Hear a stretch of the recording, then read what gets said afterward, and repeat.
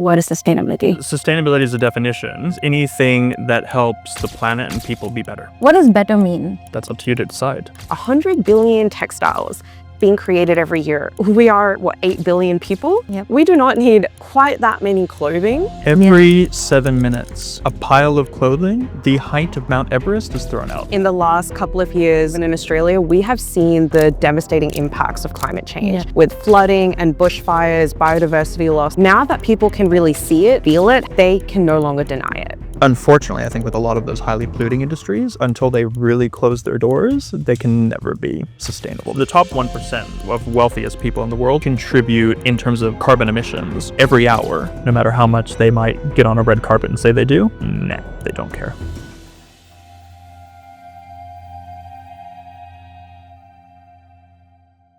Welcome to another episode of Australia Unfiltered, where we have candid and insightful conversations with people living in Australia. This series is powered by Anchor Cookie Co. and Dropout Chaiwala. And if you would like to give a special thanks to Aussies Group for this amazing podcast space. So today we will be talking about a topic that is really interesting and I think trending quite a bit, not just in Australia, but I think everywhere. The topic is sustainability. Don't get scared, as I also don't know anything about it, but we have experts with us, Nehal and Jain. So just by the way, to give you an introduction of who these guys are, Jain is a sustainability author, consultant, speaker, and UN advisor. And Nehal is a circular economy leader. I don't know what that means, but we'll for later. Founder of Trishla and After, and driving systems change to sustainable innovations. Welcome, Jain and Nehal. Thank you so much for your time and, sharing your expertise that you are going to. That's brilliant. Yeah, thank you. So let's dive into this. I'm just going to ask you the most basic question. What is sustainability? So sustainability as a definition is all about making sure that we're utilizing the Earth's resources in a way where we can sustain our current needs, but also future generations' needs. And really making sure that we're not depleting resources, creating biodiversity loss, and going beyond what our needs truly are. Oh. Yeah, and it's a great first question, right? Because you ask 5 people to define it, you'll get 100 different answers, even within the experts. Okay. We all define it a little bit differently. So for me, sustainability, it has become a catch-all term for anything. What do you mean by that? So for anything related to saving the planet, people, animals, everything sits under the umbrella of sustainability. And we can kind of parse that out in different ways, right? So you talk about like the environmental side of things is very, very important. And that's, I think, where a lot of people think sustainability is. And that's just one part of it. So hugging the trees, saving the polar bears, super critical stuff, but just one part, because there's an entire social element. So that includes human rights, labor rights, workers' rights. That's also sustainability. That's also sustainability. How? Because it relates to building a better future for the planet, like you mentioned, but also people are a big part of that. And so human rights kind of sits as the foundation of sustainability, and anything that helps people embrace those rights or get those rights where they don't have them, that squarely sits in the social part of sustainability. And it's a super important part, but doesn't get nearly as much attention as the environmental side of things. They're equally important. And then there's a whole boring side of things that basically monitors to make sure companies and people and governments are doing what they say. Oh, yeah. That's the boring stuff. That's sustainability. Is anything related to earth and environment. Absolutely. Plus. Yeah, and I think the definition from before is really just like book definition of what it is. Yeah. But then in reality, the conversations we're having now do go to people and planet. And I think it ends up impacting your economy a lot too. How does it impact economy? Well, I guess similar to what John's saying, when it impacts your people and it impacts what you're doing. So if we're talking about from an environmental sustainability perspective, really from that core, right now we're living in a very linear economy from you're taking materials out if you're doing mining, taking materials out of the earth, utilizing them, and then it eventually ends in landfill or in the bin in some shape or form at some point. That's very linear. What we talk about also is circular economy and going, how can we start to make sure that the resources don't just end up in landfill, but are actually, they've got so much value, both monetary and material value. How do we keep that flowing throughout? So this entire conversation can actually become fairly economic and even political because we're talking about value flow, which has a massive financial aspect. Yep. And before you say anything, jump, but just on that, you know what I've heard and seen. I'm just like, I don't know, I'm not an expert saying it again, but it's really expensive, right? You know, you said, take the waste and do something about it and make it more sustainable. Like it's since years, people have been dumping stuff because it's cheaper and so much more easier. But whereas obviously being sustainable is the right thing to do, but it's also not just expensive, it's like billions expensive. Like it's not like, okay, $100,000 you put and we're going to be sustainable. So is it like possible to be sustainable?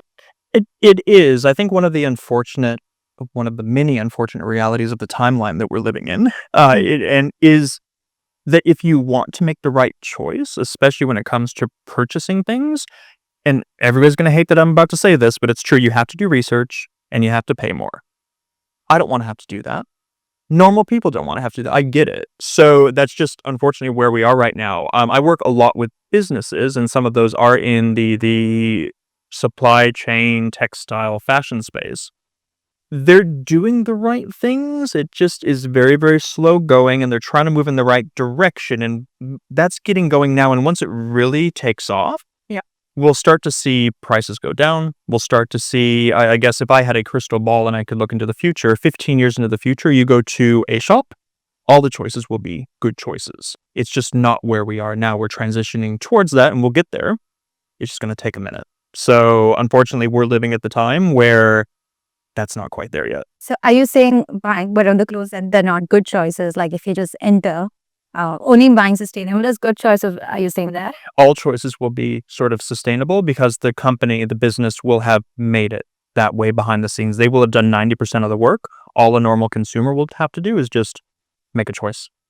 On that, I get it. Sustainable. Okay, first correct me if I don't know if I'm making a mistake. Sustainable clothing. Does it mean that, okay, recycle stuff, or even the farming that you're doing, it's sustainable nature and that comes out, so that becomes sustainable clothes, and that is the good that you're talking about? Or it's just, like, I mean, sustainability is massive. I mean, firstly, I would say when you're thinking about sustainability, and I think this leads very much in that circular economy mindset as well, it's not just about the end waste that's being created, but it's actually so much about the design of the products to begin with, and also regenerating. So if we're talking about the definition of sustainability being we want to be able to utilize resources now, but also for future generations, it's also about regenerating Earth's, like the soil, and what's the quality of our soils look like, and do we have land, and do we have those resources, and what quality is that like really, or are we utilizing all these materials and like iron ore and whatnot to such a degree that it's now depleted completely and we won't be able to use. So you start to think about how can we regenerate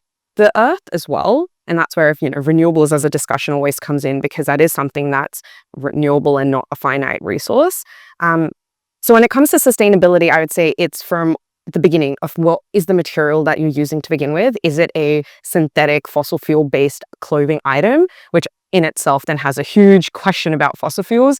Is it a natural fiber such as cotton, linen, and other that is a material that hence no longer fossil fuel? Yeah. And is that being done through regenerative practices to begin with? That's your design. You can move into how is the clothing item being produced? Yeah. Are you using a lot of samples? Is there a lot of wastage in that initial design and production and manufacturing stage? What can we do to limit that and use creative and use technology for the better to avoid that waste? But then also, what do we do at the end of life? As consumers, how are we purchasing? Are we creating much more? Are we overproducing materials more than we could ever need? And in fact, that's the reality, because there are 100 billion textiles being created every year. We are 8 billion people. Yep. We do not need quite that many clothing, hence the statistics. And if you've heard, we talk about how we have enough clothing in the current moment to clothe 6 lifetimes worth of people. Every 7 minutes, a pile of clothing the height of Mount Everest is thrown out. Every 7 minutes. Wow, that's a lot of clothing. Yeah. And don't forget as well, like clothes are made by people, right? So that's where the human part comes into it, is who's making this stuff? What are the conditions they work in? Are they being paid? Or, what's happening to make those physical products? And it's also, and this is where it gets a little more philosophical, for lack of a better term. there's no such thing as sustainable clothing, really, because the most sustainable thing you could do is not buy clothes, right? Not produce it, not buy it. So if you want to get really sustainable, then just stop buying stuff, because you mentioned earlier the recycling sort of triangle pyramid also includes, or it should have included, refuse as the first R. So just refuse buying stuff. And so when we talk about sustainability, it's not from the sense of like 100% perfect, because there's no such thing, right? It's about making and moving the needle in the right direction to become a bit more sustainable. So when I talked about, the choices are going to be great in 15 years, if it was a perfect choice, there wouldn't be choices because we wouldn't be buying anything. But the reality is people buy things because we live in a consumerist society. Yeah. So from a company perspective, sustainability, including the ethical aspect of that, needs to be baked in. Similar to in other businesses, you'd have security and privacy as something that people like to bake in. Sustainability needs to be just something that's baked in. So then consumers don't need to make the choice of, I'm choosing X versus Y, because I have to take the mental load of making that sustainable choice, but everything's automatically done that way already. But also it's something that it's not just a consumer impact, and you're not having to take that mental load. It's the system needs to change broadly. We are looking to get into a world where the businesses will bake in sustainability as a core feature. So in the same way that other businesses bake in security or privacy, sustainability just needs to be one of those core features that's been baked in, and not something that the individual needs to make an active choice. Okay. So I'm just going to stop both of you here because it sounds really interesting, but it sounds really like daunting at this point. I feel like both of you shouting at me for first. What I meant to say, how would you explain all of this to a kid, like a 5-year-old child? Like, what is it? This all sounds really high level. But if you want to explain it really dumb, not dumb, I wouldn't say dumb, but very, very simple language, what would, not a definition, but what does it mean? Like, it means so much a lot. Like, you've said so much, and this is like, no one do it, I get it. But what is the simple term if you have to explain it to a kid?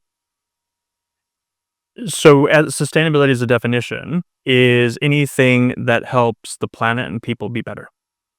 What does better mean? That's up to you to decide. That's the thing about sustainability, and that's why there's so many definitions, is because at the end of the day, it is a very personal choice of what I want to do to contribute to that better future. And my personal perspective is it should be a broad choice like that, because everybody's going to bring their own unique passions and expertise and things they want to do to it. I don't think we should force anybody's hand per se to do one thing or another. So if I'm talking to a 5-year-old kid, just be good for the planet and people, and then you're being sustainable. Okay. And what about, do you have anything to add on that?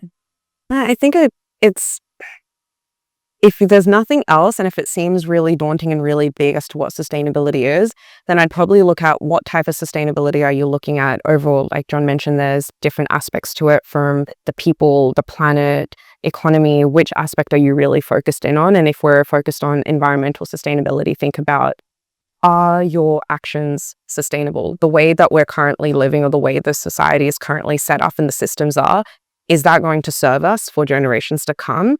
What changes could you be making, or can we be influencing in a broader society lens to make better choices? So it really is ultimately quite a broad, vague topic, because everyone does have different interpretations of it, and there is no set centralized best practice for exactly how we should live, as we're all navigating that space. But ultimately what we do know is that the way we're currently living broadly is not quite working. And it's putting incredible pressures on our natural environment, and we see the effects of that. So that's really the driving force behind making such better choices. And is this, what you said, this last few lines, is that the reason why sustainability as a topic, as a concept, is trending in corporates, government, and people? Is it, I feel it's huge. It's become, I've heard more people speak about it and at least be vocal about it. Is this the reason, or are there other factors? What are the factors? I mean, we've been talking about this since, I think, 1962 is sort of the start of the modern environmental movement. So Rachel Carson wrote a book called Silent Spring, and that talked about how pesticides affected human health. That was kind of, it's usually seen as the start of the modern movement. So what's that, 60 plus years ago? Yep.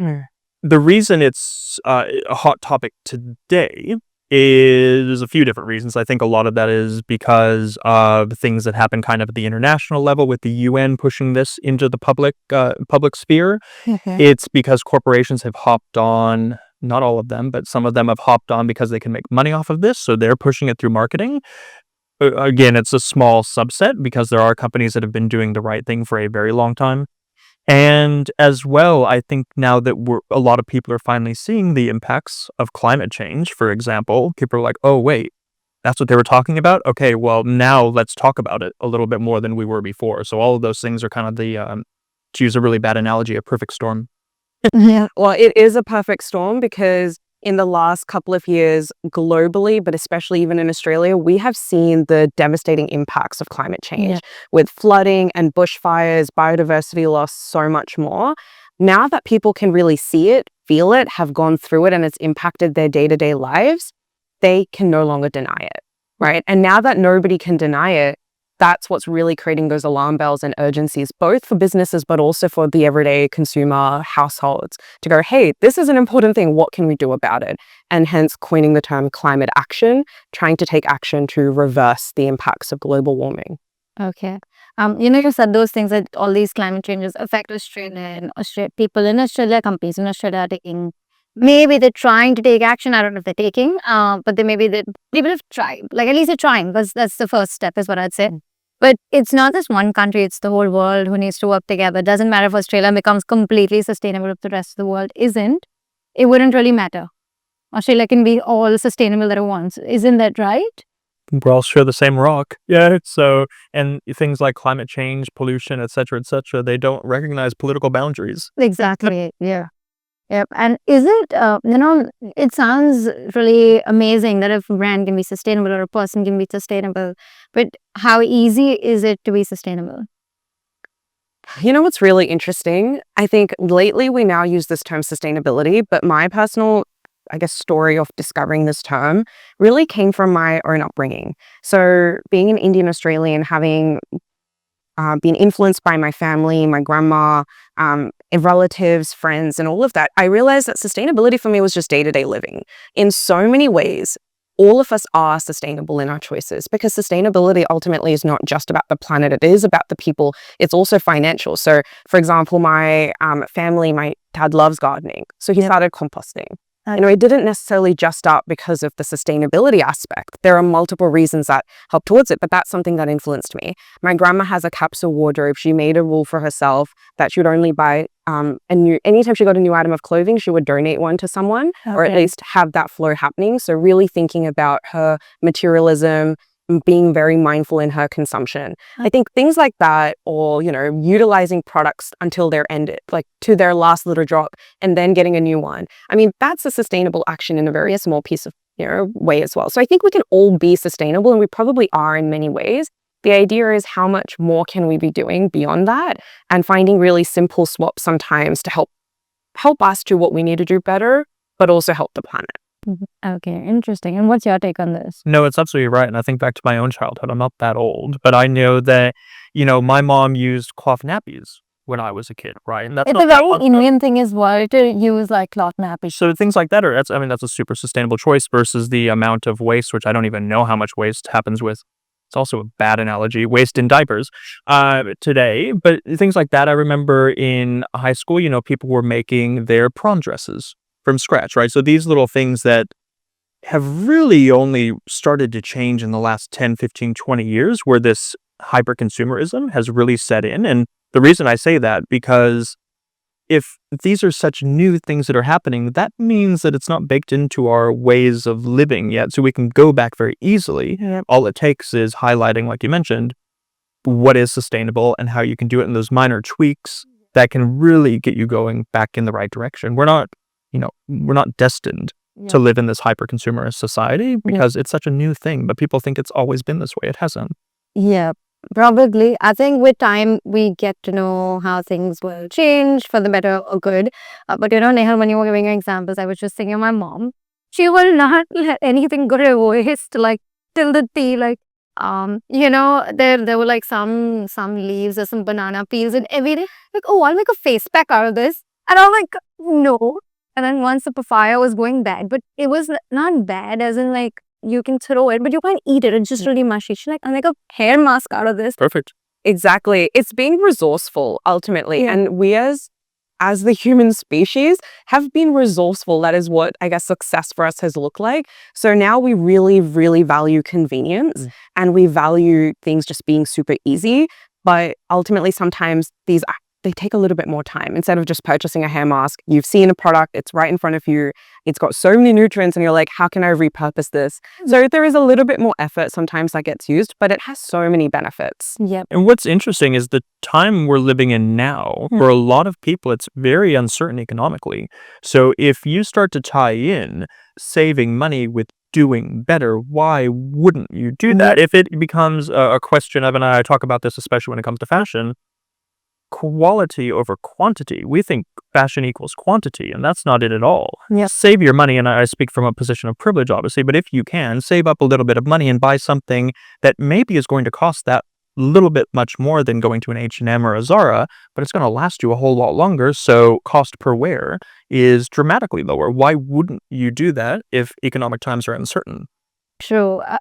I get your point, totally valid, but I'm just thinking, like, as a consumer myself, if I can go to Kmart, I'll just give an example because it's like my go-to place to buy anything. Kmart, Temu, Shein. I don't think the sustainable or whatever the scene is, but you can get something for $2. Whereas the other thing that you're saying, save money, it's not saving money like $15 or $20. It's like saving $100. So there's like it's not like 10% extra or it's more than 50%. It's sometimes even 100% extra that you have to pay to be sustainable, be it food, if you're buying sustainable food or you're buying sustainable clothing or even products or cars or whatever, you have to pay more and it's a significant amount and it's like a choice. Now, for a choice, if I can save that $100 and buy something else as well, maybe an electronic and also buy clothing in that much money, I do that than rather buying one piece of t-shirt. I know it lasts me longer, but it's fine. I'll change this and buy another $5 thing, which would be, I'm not against sustainability, but it's just difficult to be sustainable, like be it anything. Look, I think what you're saying is absolutely right. Sustainability in large majority is a privilege. And despite knowing that there are these stories of, we've in the past, in generations before us, have been very sustainable as a natural thing. What we notice now is there's been it's a push and pull between culture and then reality of purchasing power. We see the culture being, we need to buy a lot of things. We need to be wearing new outfit every time. Us at this podcast, thinking about what we're wearing and how good we look. And, would you be at every red carpet event? Our celebrities don't wear repeat outfits. They typically end up, but what they do is they rent or they also get hired items. So I think what's really fascinating here is it's such a big behavioral change piece as well, and a mindset that we don't need to be consuming quite as much. But that is what the culture has been that we're living in. But there are solutions. So at Trishla, this exact problem is what we're looking at solving, because we're trying to balance the cost of living crisis as well as the fast fashion problem. Clothing on average in Australia is only worn 7 times before it's discarded. That's horrendous. That's ridiculous. I don't repeat anything. Which is great, but it really shows that there are so many people out there that, you do. And why is that? It's because often materials that you're purchasing are really low quality. So if you are buying from a Temu or a Shein, likely chance is that after you wash it once or twice, it doesn't have much life left within. So that's where it does come back to what John's talking about, having a look at the quality of your items and buying things that even for you do actually last longer. Because although it might be a one-off cheap cost that you're putting forward, but ultimately you're needing to replenish your wardrobe again and again, and overall the costs can add up. So it becomes buying really nice quality items that you can wear again and again for many things, and concepts of things like capsule wardrobes come in. But alternatively, if you're not quite ready for that, and that's the reality for many people, you may not be able to invest that upfront cost in really good quality items. And at that point, you can consider clothing swaps or secondhand shopping. I mean, secondhand shopping has become really massive. I know lately, especially in America, they are finding that with the costs, there are some issues there as well. On sometimes items are more expensive or just as expensive as buying from fast fashion anyways.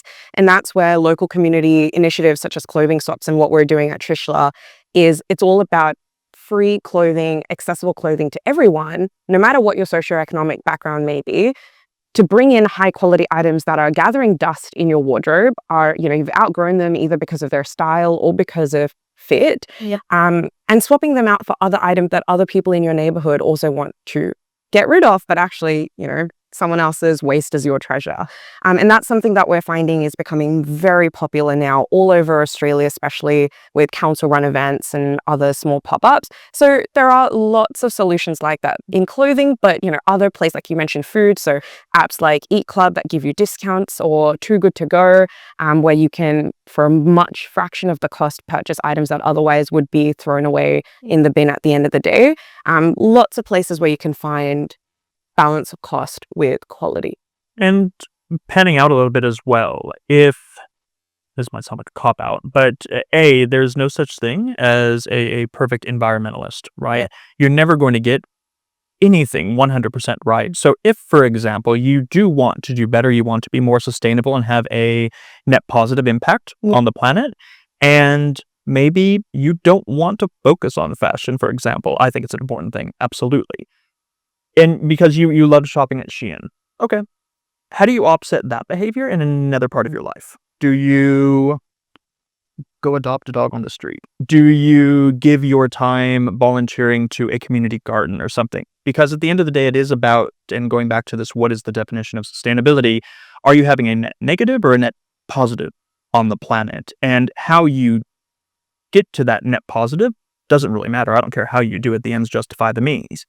So find, and I tell people this all the time, find that area that you're actually passionate about, and you're going to continue to embrace and make it part of your life. And if, shopping at Shein, it is bad behavior, let's be honest, and that's okay. Yeah. What are you doing in other parts of your life to kind of offset that, to make it not as bad? Yeah, 100% agree. It's progress over perfection in anything you do. It's not every aspect of your life that you need to suddenly change. It's small things. And so if you can't let go of the clothing aspect, find another area that's easier for you to, make sure you're closing your water taps, being careful of your showers, closing the lights off. I mean, these are things that we've all grown up hearing, that even those small actions make a difference. Yeah, true. And anybody that tells you they're perfect, they're lying to your face. So, definitely scratch beneath the surface and see what's going on in their lives. Yeah. Perfect. Also, John had said this earlier and stuck by me is, the economic crisis that is going on. I feel that is, it sucks that there's an economic crisis going on, but I think they will have started to be sustainable, not realizing that they're being sustainable with, forget fashion, but a lot of eating habits and, saving habits. Just basic example, if you order food from outside, you have those boxes. You save them and reuse them and repurpose. It's a very small act of sustainability. Is it? Can you count it as an act of sustainability? Absolutely.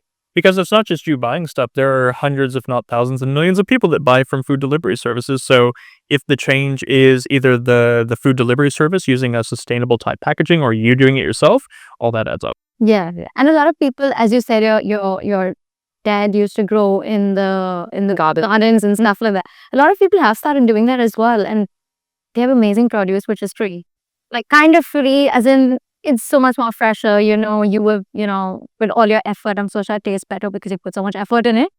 So I know a lot of people doing that.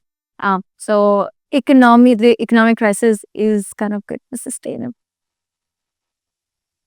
I absolutely believe it is. I think I would caution against, and this is not for you, this is more for our people, is not to start linking that in people's heads, because then all of a sudden people go, oh, I don't agree with that. So, let them do their thing and be more sustainable. We just don't need to bash them over the head with it. Just let them keep do what they're doing. Yeah. Let them keep doing it.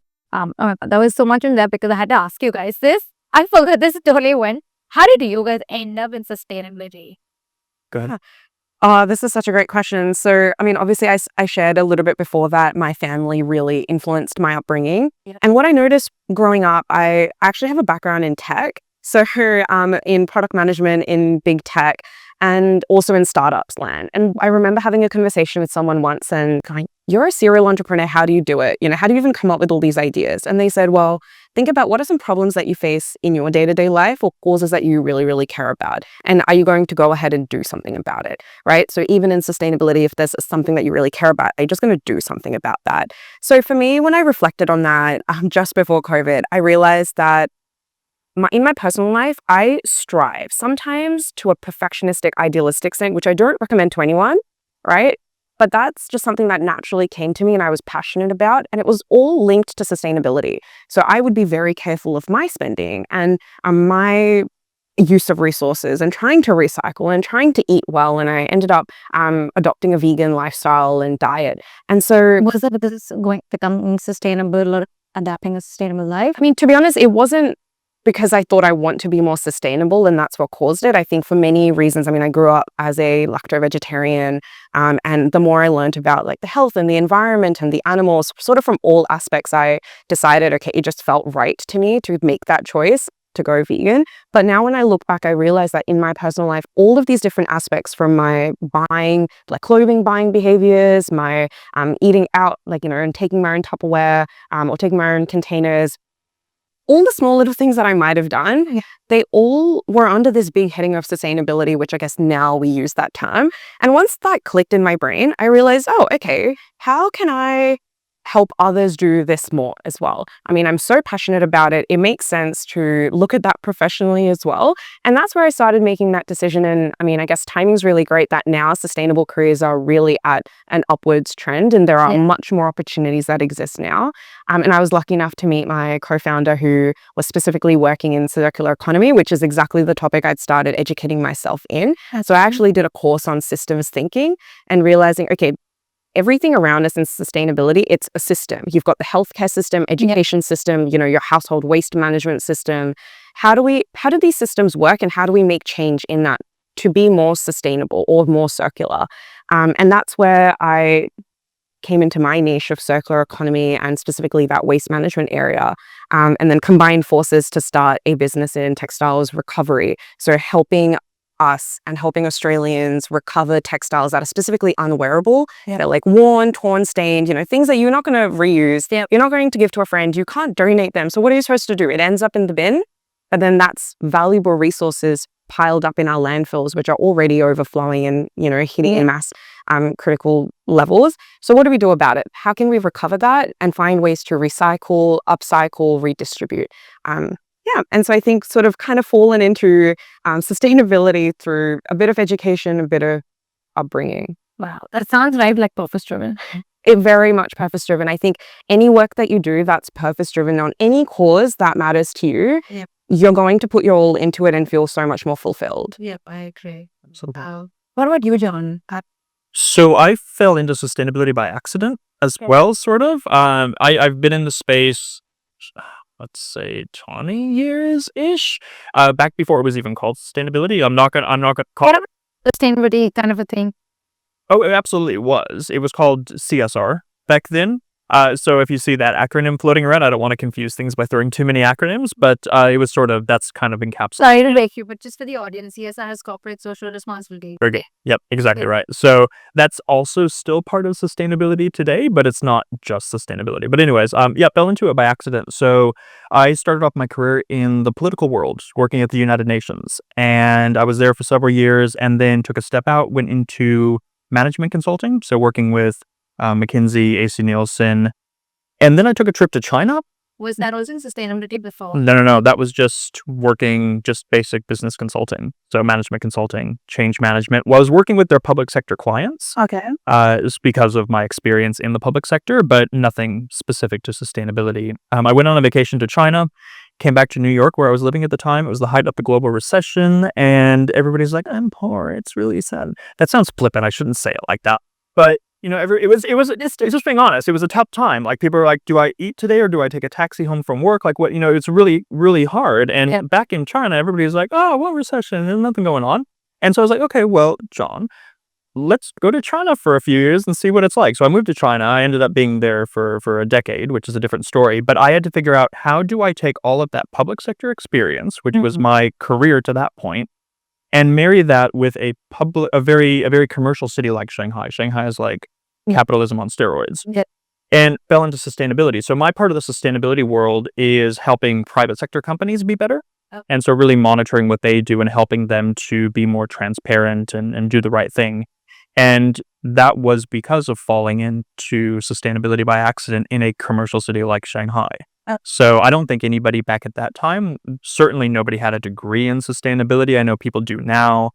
very There a degree in sustainability at that time? maybe in a hard science related sustainability, but not like there is today. Everybody seems to have an MBA in sustainability, which is great, but that wasn't how it was back in my day. So yeah, that's how I ended up in sustainability. And then what brought you back to Australia? Love, but but after being in China for so long, my partner's Aussie. But after being in China for so long, I was like, okay, that's a long enough tour of duty. And I noticed that, and I'm sure we'll get into this, the market here needed a lot of help as well. Oh, okay. And because you'd seen sustainability in a different part, like I say China, and now in Australia, what's the difference?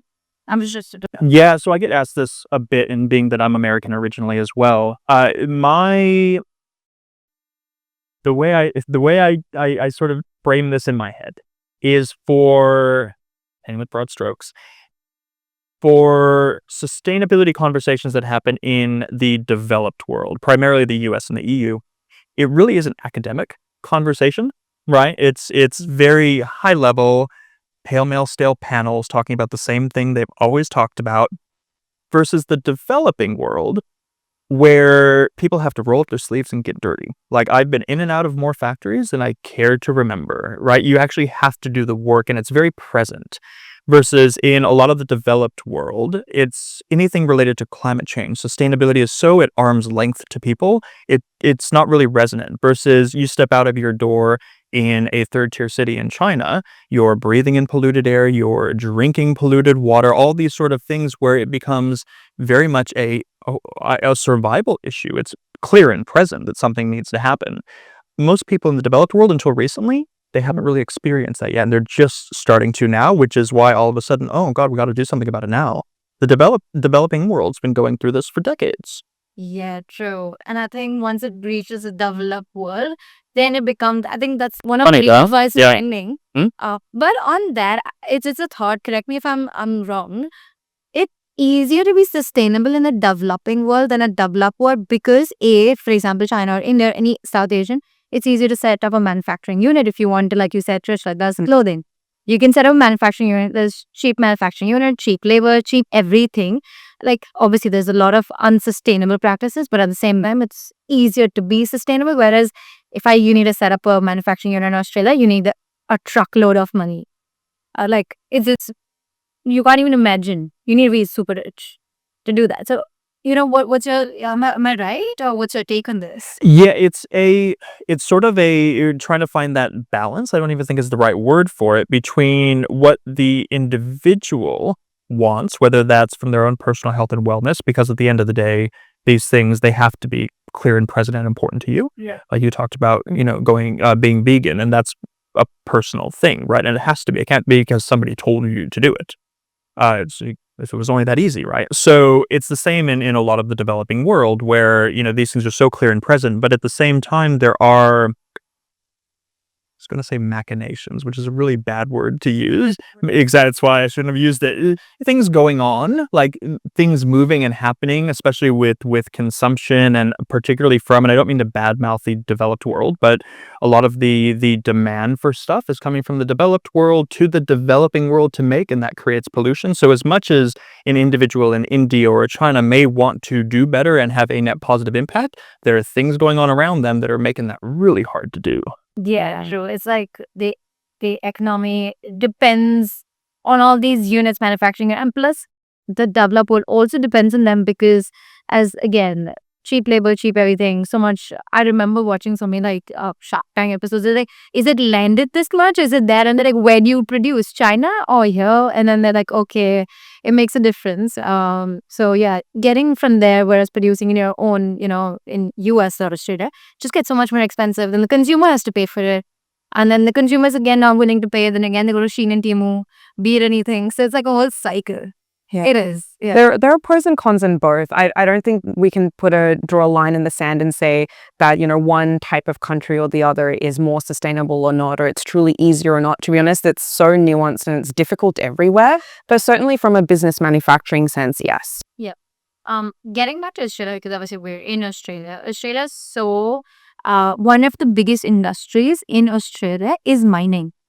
And mining is not a sustainable activity per se.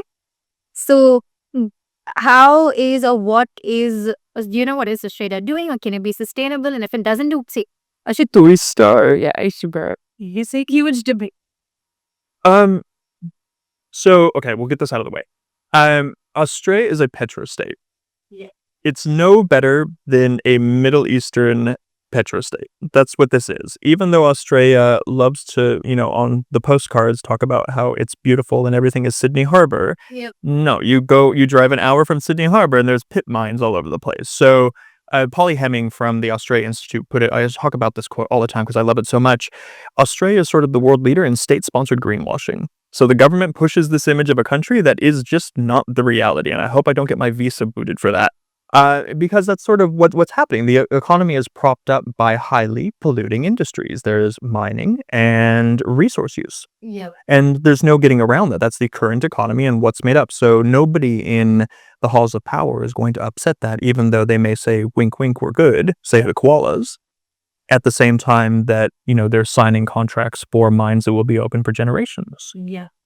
Yeah. What is your take on that? It +1 to all of that. I think just no. I think, look, it's exactly as John said. It's the bread and butter of Australia is mining, and we know that inherently that is not a sustainable action. And as much as we can try and make some strides to make it more sustainable, but ultimately it's how much of these resources are we using, and also from a political lens as well, how much of it.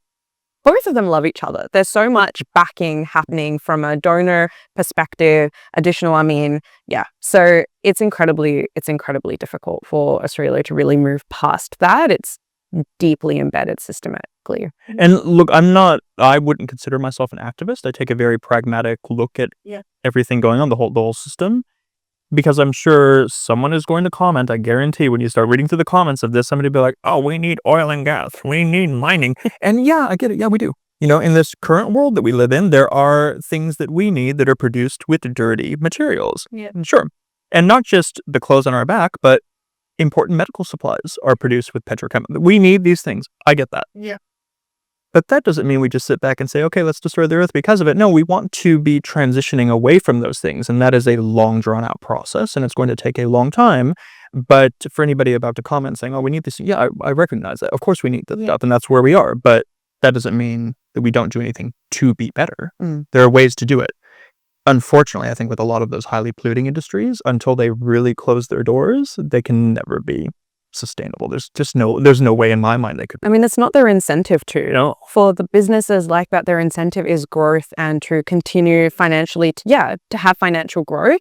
And because they have such strong ties between that, government policies, it makes it really difficult because in this scenario, what we really, really need is top-down approach. If you talk about like having a carrot or a stick, what's going to drive behavior? Is it a carrot that's like an incentive, or is it the stick someone absolutely drumming down on you saying you need to do this?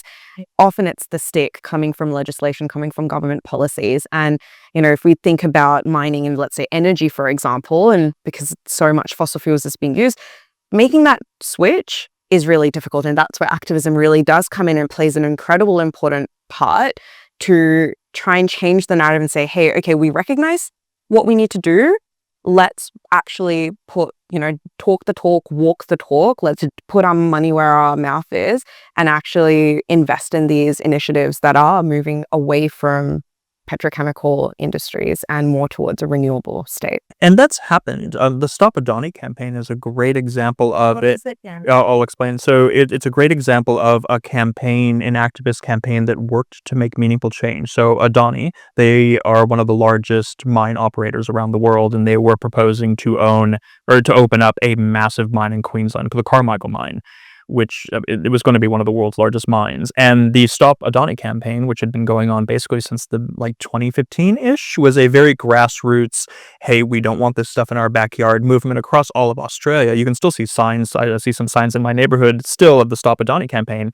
And it worked because the Carmichael mine is a fraction of the size of what it was going to be, much to the, dismay of, I'm sure, the shareholders of Adani and the people in Canberra, but it worked. And I think that's that bottom up, the activists forcing the needle. And it's so important to have that top down as well. And where not just Australia, but around the world, the part that's lacking is that top down, because governments have kind of said, not our problem anymore. because we're just worried about the next election cycle. We're not worried about where you're going to be in 50 years. But also, like, if that mining firm would have opened up, it gives so much employment and there's so much money that comes in. Like, it's good for the country. I know it's not good for the earth, but it's good for the people. Because people need jobs. There's so many economic crisis. And if a mining industry gives you a lot of jobs, now, it's not like it gives 10 jobs. It does give a lot of jobs, no? Mm-hmm.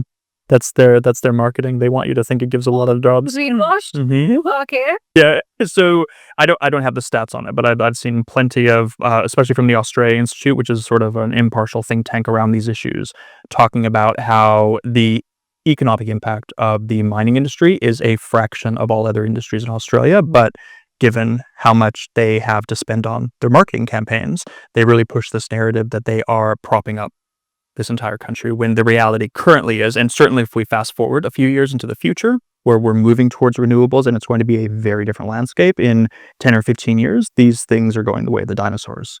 But they keep trying to say, hey, don't get rid of us because we're good.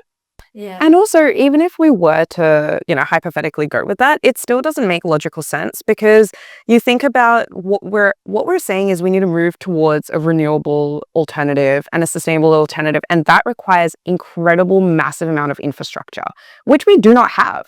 So what will that involve? That will involve actually building up the talent. So we'll need a lot more Australian talent that actually is educated and knows how to do it, as well as all of the people previously to retrain and utilize their expertise in a more positive light.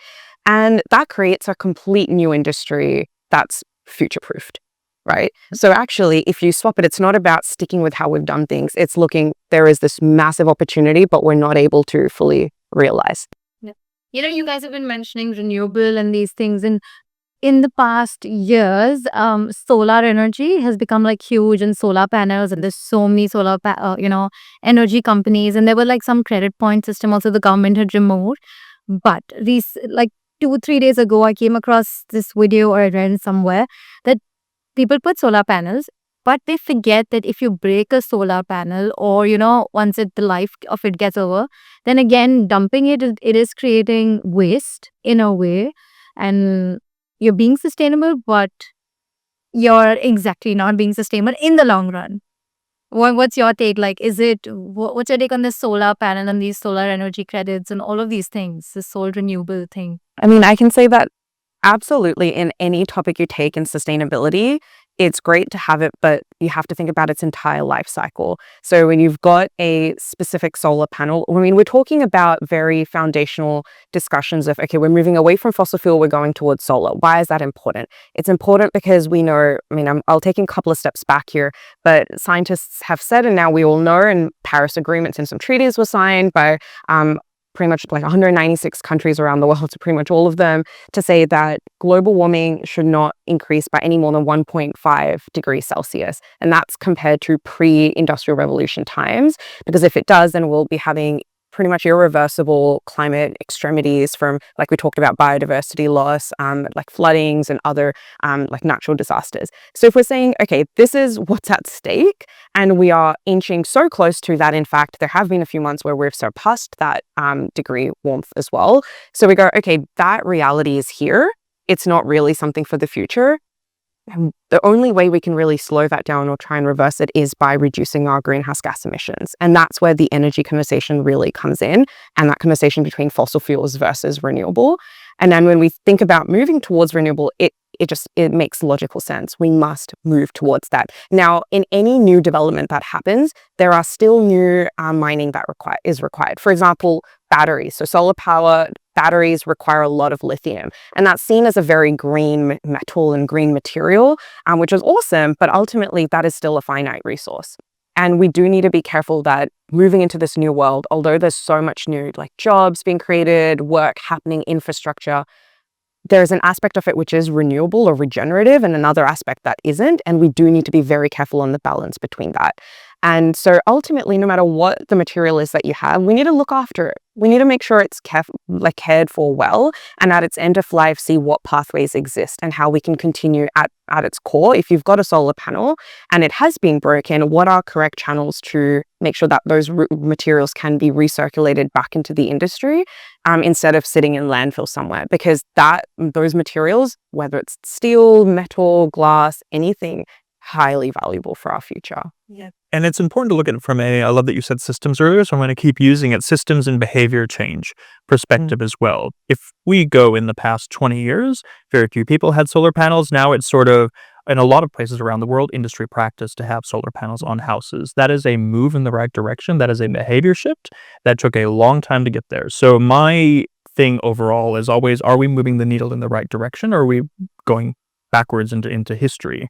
So if we look at solar panels or behavior changes around recycling, which has taken forever to get people to do, now everybody's doing it. And I don't want to do doom and gloom on this talk, but recycling doesn't have as big an impact as we think it does in a positive way. So all that separating you're doing, don't stop doing it. But don't stop doing it. But don't sit back and say, "Oh, I saved the planet," because you probably didn't. But when it's any sort of resource use, I like to use the example of EVs, because everybody talks about EVs. Yeah. So EVs, are they perfect? Not by any stretch of the imagination. There are issues with the mining of metals and the labor that goes into that. What do you do after, the end of life? What do you do with the materials? All these sorts of issues are absolutely there. But is an EV a net positive versus an old combustion engine? Absolutely.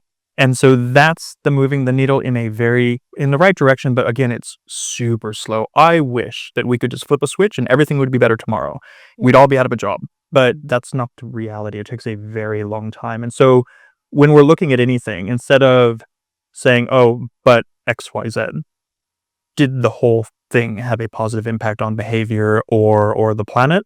That's how we should be doing stuff. Yeah. There's always going to, like you said, there's always going to be issues until we get anything perfect, which good luck. Yeah. And we don't want those issues to mean that you don't do it. I think sometimes what ends up happening in this conversation is people go, let's say recycling itself. People say, well, if recycling doesn't always work out, should I not do it? Well, you absolutely should, because the alternative is it's 100% going into landfill. With solar And you're panels. doing it anyways. Exactly. So ultimately, there are resources, and we do want those resources to be recirculated. With solar panels, it's moving the needle. It shouldn't become a discussion of just because there are some it's not perfect means we don't do it at all. Okay, so maybe my understanding from all of this is moving towards sustainability is relatively a newer concept. So people are just starting to discover things, but they haven't discovered it completely. So these are these small initiatives. For example, you said EV, the cars, they don't know what to do with it, but at least there's a small change happening. Again, with solar panels, there are panels being used, but don't know what to do with the other half of it. It's like a vaccine. You don't know what the side effects are, but you use it. Yeah. In a lot of ways, that's sort of what's happening, right? We're embedding technologies and infrastructure and these sorts of things to move us in that right direction. But all of this is happening so fast that the people doing that development, maybe they can't keep up with the whole thing, right? Because the side effects, because this is moving at lightning speed. Yeah, true. This is completely wrong. I do not support this person, but just saying this, I'm going to say something. I don't support that person at all. But as you mentioned, that if climate change happens even by 1 point whatever percentage, whatever the temperature change, I think that's the reason Elon Musk is building to go to Mars. Not saying I support him, but maybe he's just being smart. I think he thinks in the future. Not wrong, maybe. He's like, this Earth is gonna die anyway real soon. Let's go destroy another one. Yeah. Yeah, I was like, that's what a despair. It's time, I think, a few generations. So he's gonna live a good life. Yeah, well, that's it. And meanwhile, he's destroying the planet while he's doing it. So, yeah, he's just contributing to it. Just contribute to it on top. Like, why not? What should I do? Yeah, look. Yeah. But he's thinking ahead for himself. I think Himself and the other two rich people. Well, so it's all the top 1%. So I saw a statistic that came out a couple weeks ago. Well, they don't care. So it's the top 1% of wealthiest people in the world. They contribute in terms of carbon emissions every hour what an average human being does in a lifetime. Oh. So that's the impact that these people have versus everybody else. So yes, they don't care. No matter how much they might get on a red carpet and say they do, See, on that, I don't know, just to argue the sake of it is, let's not take Elon Musk, he's like controversial. Let's take an Adani or the Ambanis, because I know about them, I can't say. Like, now you know about the Ambanis? Okay. There are so many industries. Each industry, they're giving a lot of employment and they're giving a lot to the people. And at least in India, they've caused a whole revolution of things. How can they be, see, a part of their company might be sustainable, but the other part cannot be sustainable. Like, it's not a possibility. Like, what do they do? Like, now you're saying they contribute so much. I mean, it's capitalist ultimately, right? Like, that's what they're driving. I mean, so what's really fascinating is I recently came back from Bhutan for their Bhutan Innovation Forum. And although the Ambanis were not on the stage, many of the people that they knew were. I'm definitely going to get into a lot of trouble for saying this, but we were on, I've witnessed a panel and hearing some of the things of what people are doing, and it was honestly very disheartening because it's just so apparent when you're there that they don't care about sustainability. It's just not truly a priority. And why would it be if you've already got so much money and you're just looking to continue to build on that wealth, you know? Yeah. So And the issue with particularly Ambanis is not that, look, you have money, spend your money like you want. I don't care. Do what you want with your money. I hope you do something good with your money, but if you don't want to, fine. Yeah. The Ambanis in particular, and there are a few other examples of the most wealthy in the world, they present themselves as philanthropists when they're not, and that's where I take issue, is when you lie to people and say that you're something that you're not. So, do they give to charity? Absolutely, the Ambanis give to charity. They did so during the course of the wedding earlier this year. Yeah. But at the same time as they're doing that, the wife is buying $50,000 lipsticks. That's nothing for them. It's nothing for them, right? So, but then they'll give $100 to charity and say they've been philanthropic. No, you haven't. So that's sort of where I take issue with things like that and the ultra wealthy and what they do and do not do. On that, does economic growth and sustainability not go together? For example, again, just taking an example of Ambani, like how many industries he's built and healthy economic growth in a way. But if you would have cared for sustainability, that would have stopped a little bit and then would have stopped. Does sustainability hinder economic growth and innovation? And I wouldn't say innovation, but economic growth, because when you're doing economic growth and you're manufacturing and doing all, you don't need to think of sustainability. You can grow so much faster, and there's a lot of things. But what's your take on this? Like, I'm just questioning. No, there are absolute links between businesses being more sustainable and truly embracing sustainability, not greenwashing, and being able to outperform their competitors. Sustainability is a factor in that. It's not everything. So an example would be, what are some good industries that are some companies that are sustainable and outperforming? Patagonia is a good one. It's the one that's always used, and it's so boring to use it, but it comes top of mind. Because they've embraced sustainability as a way forward, and that's helped them outperform others in their peer set. So it does go together very, very well. I think the issue is when you have extreme wealth, and that extreme wealth was made before sustainability entered the conversation versus being tied together from the beginning. It's really hard to balance that out and make it an actual impactful thing. Yeah. Elon's a good example because he didn't make his money from Tesla. He was inherited, given his money from really bad diamond mines in South Africa, but that's a different conversation. But, he took a creative idea and he made wealth off of that. And that idea was supposed to be sustainable. Then he went off the rails. But, before that, it was sort of that kind of a marriage of good for the planet and good for the economy. Yeah. Just Patagonia, whoever the owner is, wasn't he rich before he started Patagonia, or what was the same? Do you know anything? He had personal wealth that he brought into the business, yes. Was he rich or have personal wealth or be privileged to actually, create a brand like Patagonia? Like today, if I want to create something like Patagonia, I don't have the money to market. Why the hell would people come to me if I start something like Patagonia? Forget Patagonia. I don't want to start. I want to start something similar to what their concept or what they're doing. But a Cotton On would eat me, a Kmart would eat me, H&M, Zara, everything would eat me up. But Patagonia survive. You need to be rich to create something sustainable. I think my take on businesses and sustainability is that a lot of these businesses such as Shein, if we take them as an example, they're really successful because of their marketing and because they're not just using sustainability as their leverage point. What happens, and I see this like owning these businesses myself in sustainability, we often fall into this trap of talking about just the sustainability aspect, and we end up preaching to the choir of, hey, you already love sustainability, you are my target audience, I'm going to sell to you, and you also are, a privileged minority perhaps that's actually able to afford it. But in reality, we need to be appealing to the masses, and that comes from marketing. But sustainability needs to be a baked-in concept, and I think this is why circular economy as well as a concept was so appealing to me when I was learning about sustainability, because it kind of creates this environment where we're saying, hey, businesses will leverage these because there's economic benefit for them. It's an economic concept, circular economy, and if we're able to reuse those materials again and again, that means you're not just letting that valuable resource sit idle in a landfill, you're actually retaining that value and bringing it back in. And I think there'll be many businesses that are really successful because of that.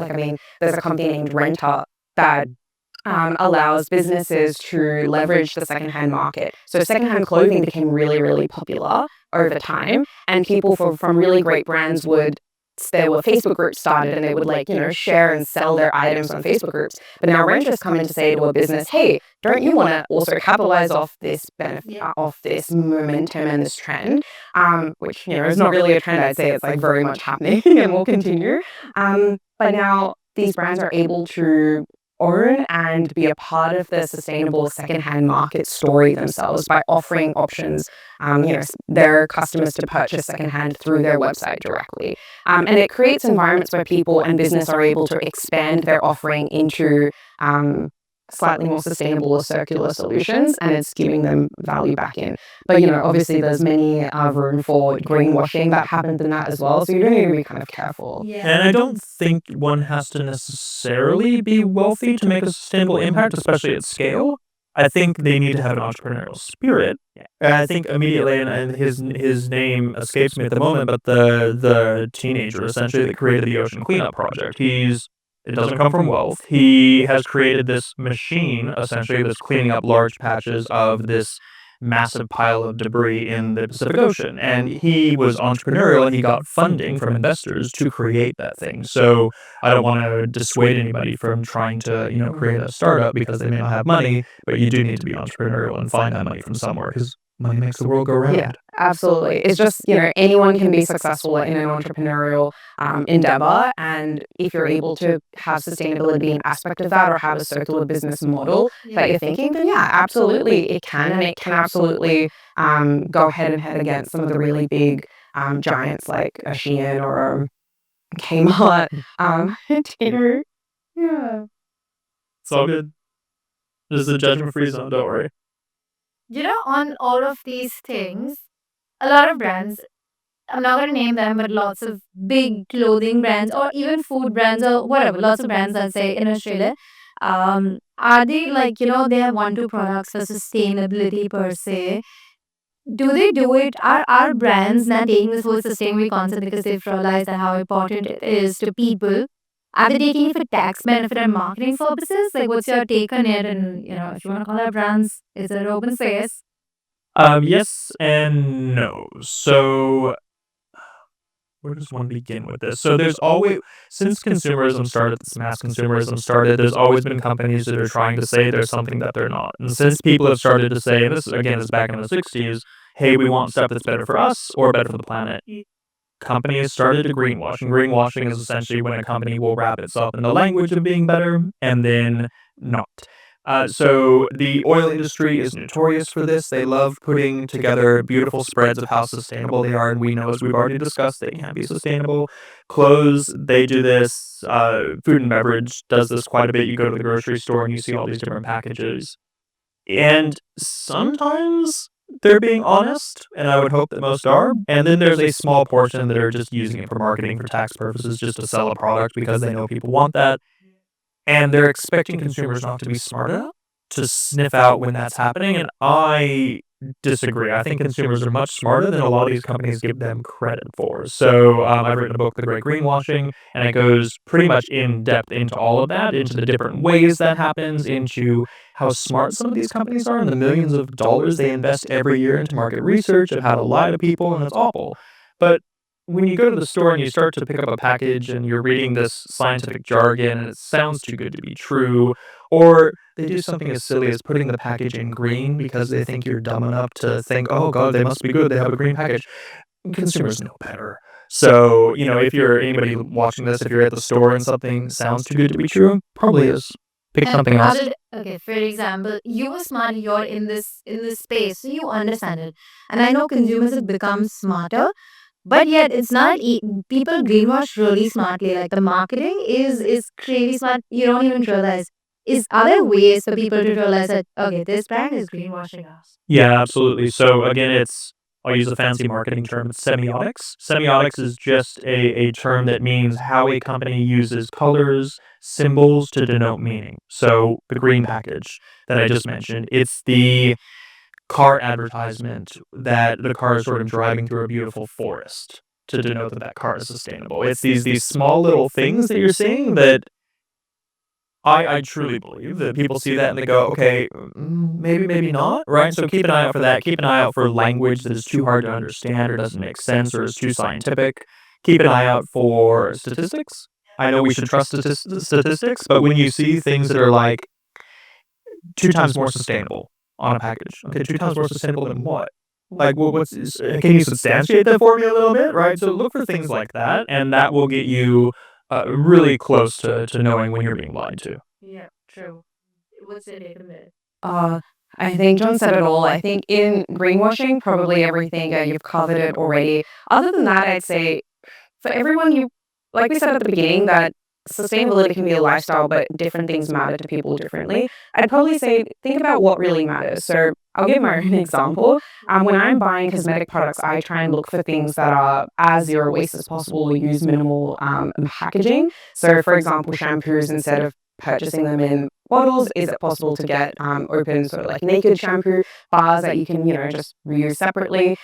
Or what are different other pathways that exist? Or can I simply avoid using something? Do I really need to use that cling wrap, plastic wrap, or can I avoid that? Or can I use something else that I have? E-vaxing was literally famous. Exactly. So I think there are places like that where you've got to really think when you're living your life, what aspects of your life do you think you can easily make some of these swaps in? And then look at what exists out there, because so many times these packaging will say they're made of recycled paper, but really it's just the packaging outside that is, nothing inside. Exactly. So there's so many different places, but or when you're buying your vegetables, do you really need a plastic bag for it? Or can you just put them straight into your cart as is? Or maybe have your own reusable produce bags? I think it's like small things like that where you can start to make changes, but it's a matter of, which areas are you interested in making some of that shift? Because if you have a favorite sunscreen and it comes in scent packaging and it's a small packet and you just want to keep using it, go for it. You don't have to try and find a zero waste alternative for absolutely everything. But otherwise, if you're interested, or hit me up. Happy to help you figure it out. So you're not buying lipsticks from the same place the Ambanis are? No. Never. If anybody's wondering with the $50,000, it's because the lipstick case is gold. That's why. It's not even the lipstick. The packaging. It's the packaging. It's always the packaging. Or it's for them. It really doesn't. I think this brand is sustainable. Haven't heard about this dishwasher brand called Loosen the Glow. Start over social media. Or social media. You acting on a sponsorship? Who sponsor me? But I'll hook you up. No, I know their sustainability manager. you should with me and they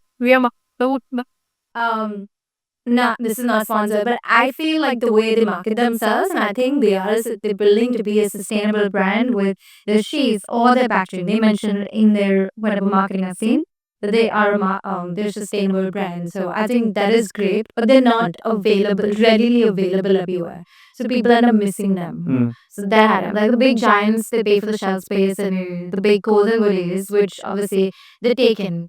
Getting that space and buying that space is so expensive for brands like Lucent Group. I know they deliver everywhere, But again, if we talk 100%. And you need to know that they exist. I think a lot of this is about awareness. And I think, like John said at the beginning, we're wanting to paint this.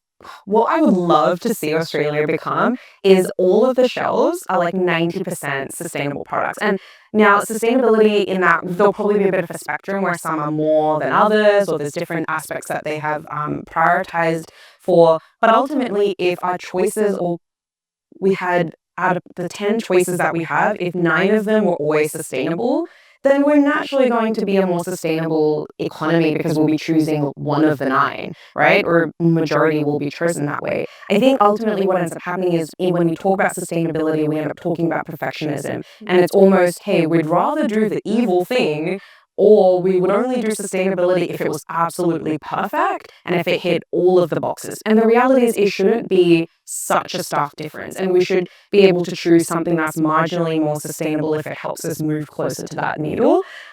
Because often if people say, hey, well, it is sustainable, but it doesn't hit my 1, 2, 3 requirements, so I'd rather do something that doesn't really hit any of my requirements at all, it just doesn't logically make sense. It's like taking at least one step. 1% slightly better. I think on Instagram and social media, I've started seeing people who like clean and make their houses better like 1% of every day. I think it's almost taking that attitude from a sustainability segment and thinking, how can I be slightly more sustainable every day in ways that feel really comfortable and easy for me? And going back to this idea we talked a little while ago about being an entrepreneur or having an entrepreneurial mindset, the Loose and Glow guys, they do a really good job. So maybe they don't have the funding, I don't know, you probably know better than me, to get on a Kohl's or Woolies shelf, but they certainly had the entrepreneurial mindset to get all over TikTok. I can't get away, I can't not see them, which is amazing. I cannot not see them when I'm on Instagram. So that's the thing. Also, we've spoken so much about brands and things like that. What is your take on sustainable meat? Like, are they greenwashing it? What's like what's your take on it? So agriculture writ large is the, outside of oil and gas and mining, the most polluting industry in the world, and that's because of the amount of resources it takes to, raise a cow, for example, the water that goes into that, the land, et cetera, and the emissions that are part of that. So highly polluting industry. Can it be sustainable? There are moves to make it more sustainable. Will it be 100%? No, it'll still sort of fall into that kind of unsustainable category of kind of forever, unless it puts itself out of business. There's no way for it to be truly sustainable. Right. And so that stuff is sort of moving it in that more sustainable direction. We talk about alternative proteins. I'm thinking crickets, for example, which I don't like to think about, but we may be going that way. Yeah, there's a lot of that. In abundance of fruit. Other like larvae of other animals, just alternative proteins in many different capacities. Yeah, so obviously meat, like in like those petri dishes and things that you're talking about. There are a couple of really notable brands, Australian as well, that come to mind. Yeah. So, and I think the thing to remember, and this has sort of been running through everything we've talked about, is if you want to contribute in a positive way to the world and that doesn't involve not eating meat, it doesn't, if, being a vegan is not your passion point, then I'm not going to push you to be one. So some people will always, I don't like having a steak, sorry. That's all right, I don't jump, guys. But I do know the impact of that. So it comes back to being conscious about what you're doing and the impact that you're having, and how do you offset that in other parts of your life that you might be more passionate about. But no, it's very hard to imagine any company in the agriculture space saying, hey, we're sustainable, and doing it with a straight face, because no, they're not. There are moves to become slightly more sustainable, but it can never be an industry that is sustainable. It's way more expensive to be sustainable as a farmer, whatever kind of a farmer you are, because you're not selling it directly to the consumer. There's like so many middlemen, and then your percentage of the money that you're earning is so much lesser that if you got that money before selling it to the consumer, then I think there would be ways of them to make it sustainable. Again, it goes back to major brands who make it difficult for consumers and producers of such thing to actually be sustainable. Again, what do you come here with? Top-down approach? Absolutely. Yeah. Top down, bottom up. We need both. We need everything. We need as many sustainable options on the shelves to make a move. And even if things are not completely perfect, if we're able to move towards that, one of my biggest things is when we talk about refusing, reusing, recycling, pretty much all of the R's. I think there's like 15 to 20 there are ones now. But now there's so many.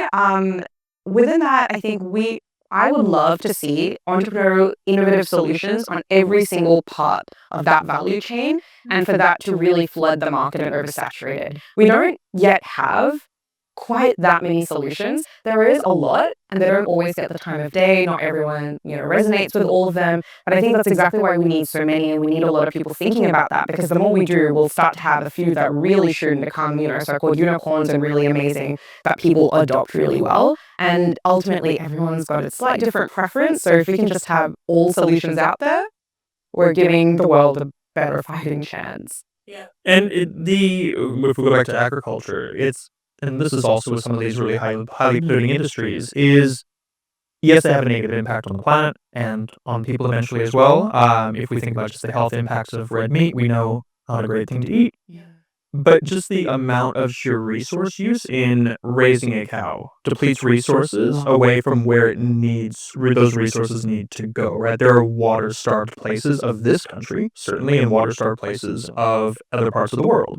We will be fighting wars in our generation over water. We already are, right? So this resource use and a lack of resources is so important. So when we're talking about, calling out these unsustainable industries, yes, it's because we don't, support what they do, but we sort of, and I hate to say we're sort of like Nostradamus, we see the future, we know where this all leads, and it's not a good place. Yeah, true. On your point that, meat, it requires so much water and things like that.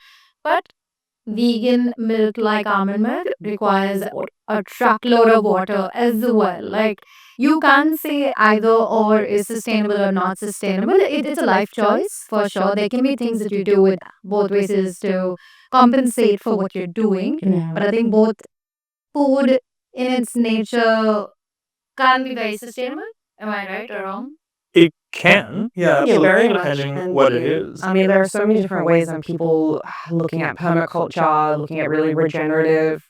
So it's when you're looking at, it's another type, and I'm definitely no expert, so I'm sorry for all the permaculturists in the comments here, but I mean, ultimately the core is to utilize all resources. I think that's the theme also we've spoken about everywhere, is it's about efficiency, and anything that's happening, having that self-contained environment where all of anything that's being produced, there's no wastage, everything's being repurposed and reused in some way to better utilize and have efficiency in its in the growing nature of things. So that is a whole study, but in general, even regenerative, when we talk about regenerative farming, where you're able to put back nutrients into the soil and really create that environment, we start to think ultimately that's what we need. We need to go into that path, and whether it's you're 100% vegan or whether you live flexitarian, whether we still have neat agriculture happening, I think, in reality, I don't see any of these industries dying out. Unfortunately, I think they'll all be around, but it's a matter of how many other solutions and just how can we be more efficient in our usage of resources?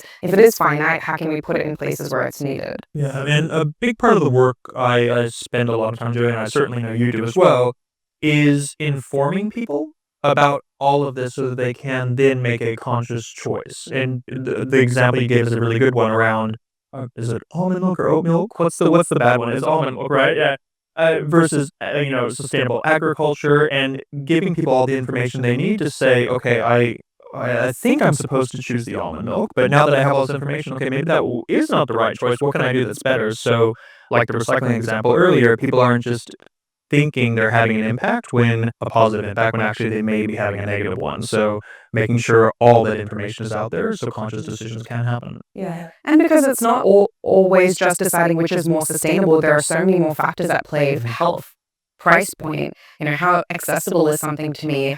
Do I have allergies? I mean, there are so many different factors that are all going in together that there is no one solution that's best and suited to everyone. It really is such a case by case. And for anybody watching and listening to this, they're probably looking at us going, "Oh, activists, my, you tell us what to do, tell us what to do." But at the end of the day, it's less about saying whether or not something is sustainable and good for the planet.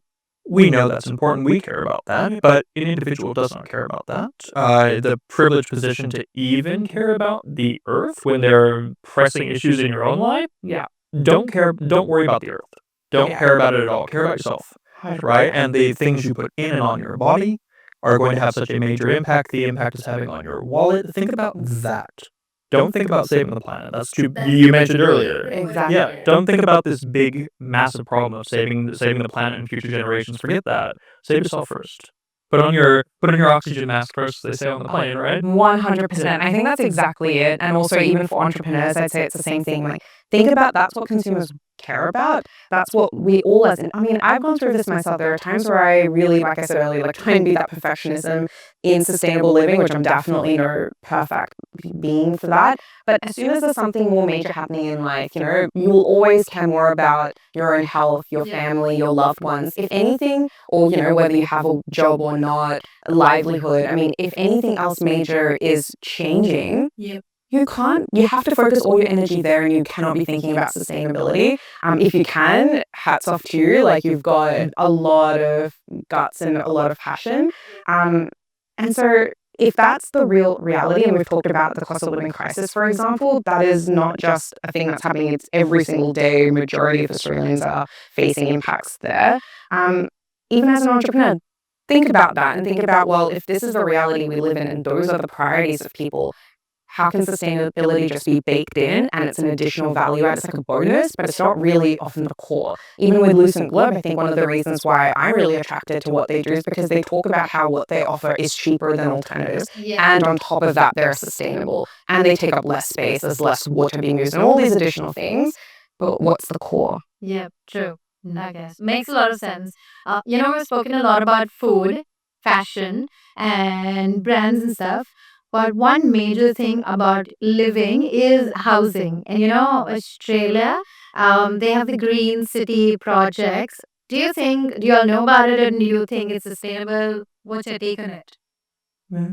So anything around sustainable housing, from not from the perspective of a sustainable cost, and so sustainable housing, some people already think, okay, low cost housing for people who can't afford things. That's a separate thing to what you're talking about. You're talking about sustainable housing like eco-friendly homes, tech-enabled homes. So the Green City project is. So it's just building, eco-friendly 15-minute cities, and I know that's a dog whistle for a lot of people. I don't What find is it. an So, eco-friendly? so a 15-minute city has become a politicized idea, especially in the United States. But the concept at its core, it shouldn't be political at all, is people living and working within a small area, which is just normal living for most people, especially in Europe.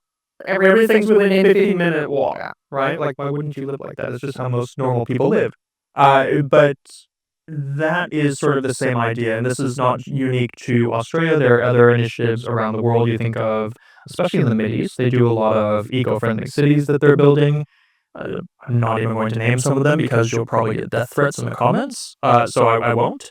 Because those are also dog whistles. But the whole idea is to have things centrally contained within a small sort of area that you can easily get to and live your life within that.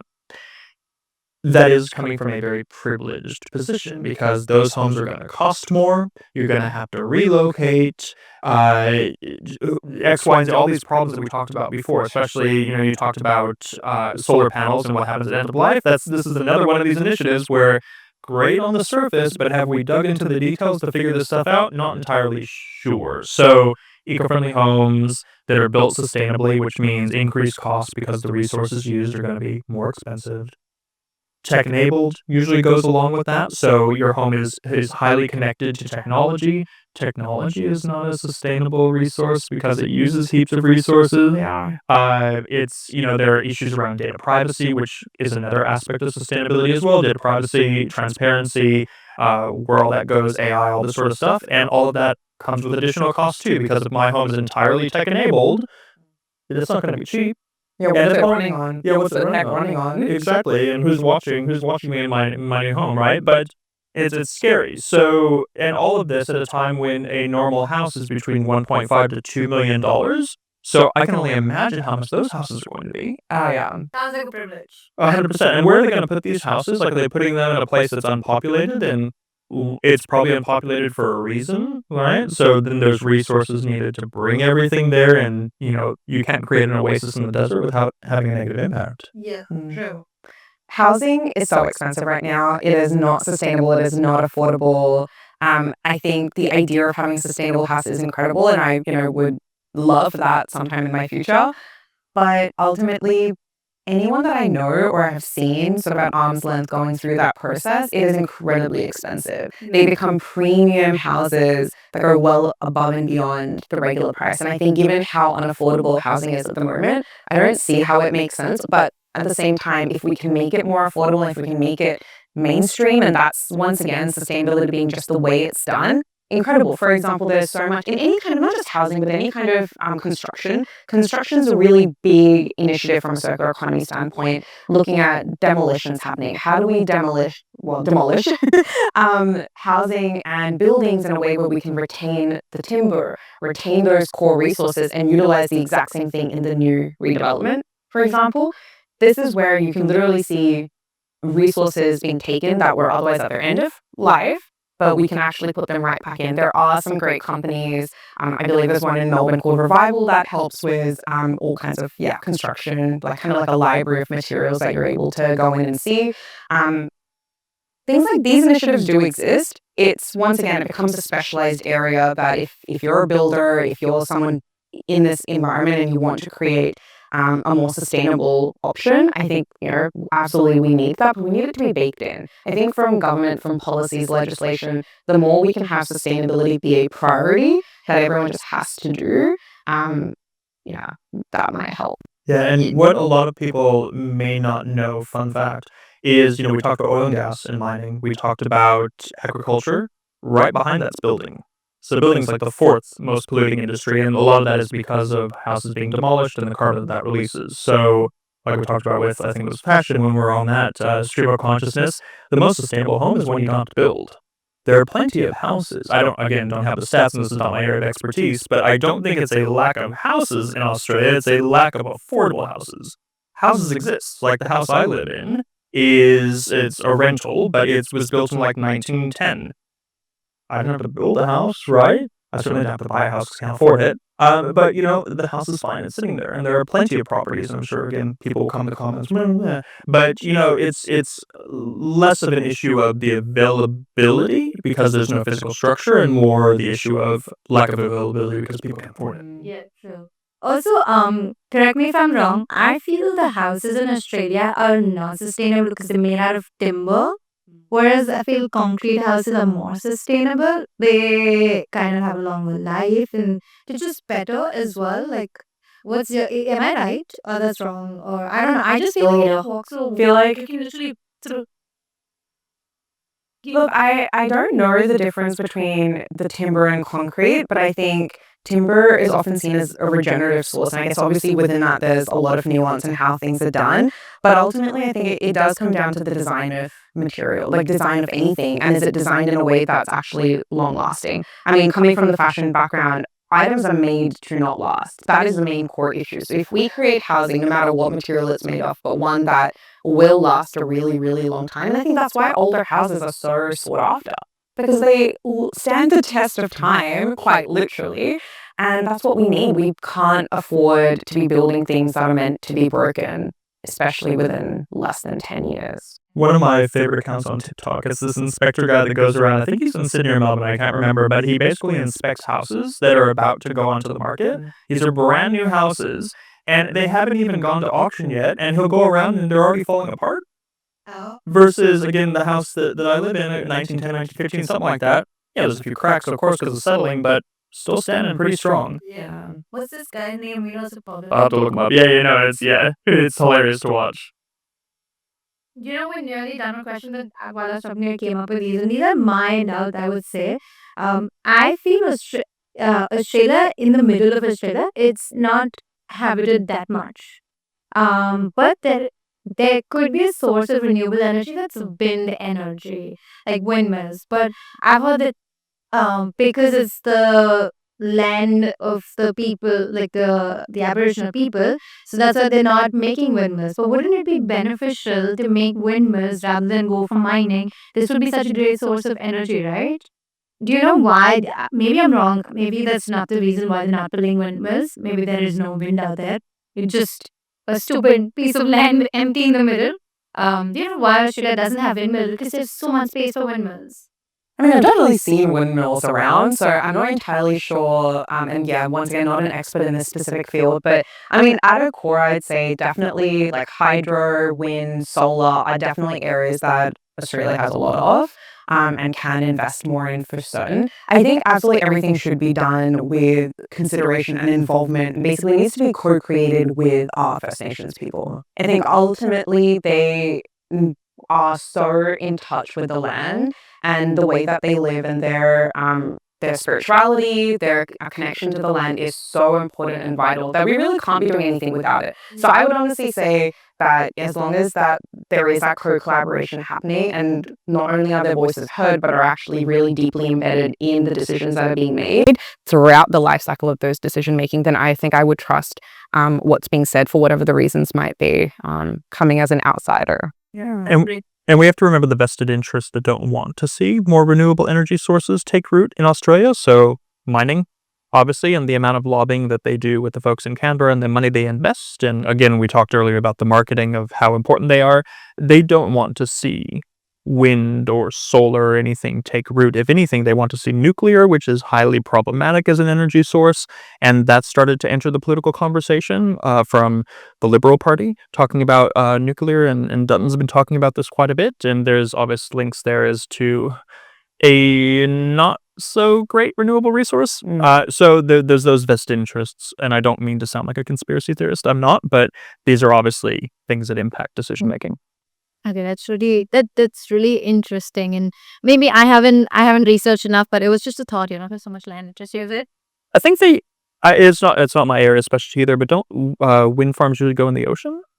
Wind farm. Oh, I think so, yeah. that's an interesting I one. have no knowledge. Near the coast, not like in the middle of the ocean, but they usually go into water. Yeah. I mean, ultimately, there's still so much resources that are required in anything that, yeah, like, I mean, so this is a bit of a tangential piece, but when John, you were Just waiting to go on one bit. When you were talking about technology coming from the tech industry, I can definitely say that we think tech is really great, it's really scalable, it should be sustainable, or I think people don't actively say that necessarily, but I think it's this unconscious thought that often goes through that, okay, if we tangibly can see an item, that means it's maybe not sustainable, but tech is sort of ominous, it's kind of everywhere, that makes things sustainable. But the reality is that all code requires data centers, requires energy to run these, energy to store that information. Yeah. It's actually incredibly energy, it uses a lot of energy. So even with existing tech, thinking about how you can be more sustainable, it's a whole rabbit hole in itself. I mean, as a fun fact, like your emails, I have probably 10,000 emails just in my inbox. That's taking up a lot of energy. Just have them there, to have it stored, not even doing anything. So if you're looking at doing a proper cleanse, even cleaning up your tech can be a big part. So as much as we need to have technological innovations to move forward, we do need to be kind of careful that nothing is perfect. Everything uses resources. So we've got to be mindful. Okay. And stop using AI for stupid searches and making silly pictures because it has a negative impact. It all does. It really, really does. It is genuinely using up energy and resources. And that's all probably fossil fuels because that's what we're basically utilizing in Australia, still at a majority, except for Adelaide, which I will say, shout out, they have goals to be 100% renewable by 2030. They've actually brought that forward to 2027 because they are on track, currently already at 70%. Just give us the less people are there and most people are old, okay? So it's much sustainable. When there's nobody there. Look, I'm from Adelaide. You're Adelaide? Generational fun. But nonetheless, I think, it's an area where you can see it is a smaller economy, 100%. People do say it's a country town, and I'm not a big fan of those statements. But at the same time, if it's working there, it can work elsewhere. The change is priority. It was such a priority in Adelaide to prioritize these initiatives, and that's why it's happened. And we can absolutely do that elsewhere as well. So I think it's just we should take that as a positive instead of the despair of, oh, we'll never get there. Yeah, true. Last thing, guys, seriously, that's so I should learn and ask you guys. I feel this is like a part conversation. Another is some 4-5 top series could be on it. But I promise last thing is I have, as I told you guys earlier as well, but I've noticed that, when it comes to sustainability, kids have been involved in it, like kids' activities for sustainability. Why kids? And suddenly, like, how are they going to make a change? What's your take on this? So behavioral change is probably the biggest driver we need for sustainability. So if we want to make any kind of sustainable change and systems change as well, the hardest part is the culture change, which is changing people's behaviors and mindsets. Now, any entrepreneur for any business would know that's what marketing is all about. It's changing your mind and going, oh, we need this product. This has value. I should take it. You're changing a behavior, right? So when it comes to sustainability, behavior change becomes incredibly difficult. Now, as adults, much harder. Children are our future ultimately, and we can teach them and educate them on best practices, on the mindset, on these concepts. So it's something that they go in caring about, prioritizing. I mean, I'll take Adelaide's example again. About 40 years ago, Adelaide introduced massive campaigns around food organics, garden organics. And so that's often, depending on where you are in Australia, your green bin typically takes garden waste, so lawn clippings, tree branches, leaves, that sort of thing. But in Adelaide, they started like about 40 plus years ago that also your food waste can be put in there. And they had local, I believe, 2 local composting anaerobic systems of processing that and then redistributing it. Now, in Sydney and in Melbourne, which is where I've spent the last about 5-6 years of my life, there is a massive lack of food organic bins, or the ones that don't take food waste. And you'd think composting is one of the often first easier things you can do, especially if you've got a bin. Food waste makes up about 40% of your landfill bin. And if we can simply just compost that, imagine the benefit, right? And so a garden organics bin is able to do it. There's great connection there. Now, I believe that Sydney and so New South Wales and Victorian governments do have it in their plan and are rolling this out in the next couple of years. But I think Adelaide is a great place to learn how they actually made that happen, because it took about 40 years worth of educating students and educating the young people from primary school about the waste system. So myself, having come to Australia about like 16 years ago, when I was in primary school in Adelaide I learned about the bin system, and it to this day has been a massive influence, because I find even my family who migrated in their middle age to Australia, they are so well educated about the bin system, and it was because of their kids, like me and my younger sister, that has helped influence our behavior. And so my family will, take their recycling to the depots or to container deposit scheme systems. They will compost. They will do all these things despite not having learnt that in their upbringing. And it's all because of children. It's that education. So the power of education is really huge. And once again, I think taking examples from overseas, but even just within different parts of Australia, I think the rest of Australia can definitely learn from that and see what's needed. And hence, kids are the key. Okay, that's really interesting. What's your take? No, I was going to add that last part that you mentioned too. So I'm glad that you did, that the children that are learning this stuff, they bring it into the home, and then educate the parents as well, or the grandparents even, to do a lot of behavior change. So absolutely supportive of these types of programs.